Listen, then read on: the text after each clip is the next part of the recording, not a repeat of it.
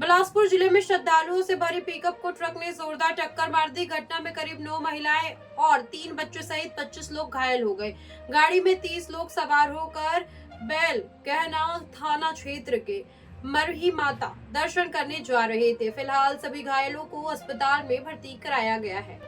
दरअसल रतनपुर थाना क्षेत्र से ये घटना सामने आ रही है, जहां करीब 30 श्रद्धालु छोटा हाथी में सवार होकर मरही माता मंदिर दर्शन करने जा रहे थे। इसी दौरान रतनपुर बैल गहना के बीच ग्राम रानी बछली कंचनपुर मोड़ के तरफ से आ रही ट्रक CG 15 DY 8312 से टक्कर हो गई। इस हादसे में करीब गाड़ी में सवार सभी लोग घायल हो गए थे, जिसे तत्कालीन इलाज के लिए रतनपुर के सामुदायिक स्वास्थ्य केंद्र में ले जाकर इलाज कराया गया। कुछ घायलों की स्थिति गंभीर होने के कारण कुछ लोगों को बिलासपुर के रिम्सा अस्पताल रेफर किया गया है और सभी घायल बिल्हा क्षेत्र के ग्राम काया के रहने वाले बताया जा रहा है। फिलहाल पुलिस टीम मौके पर पहुंचकर जांच कर कार्यवाही कर रही है।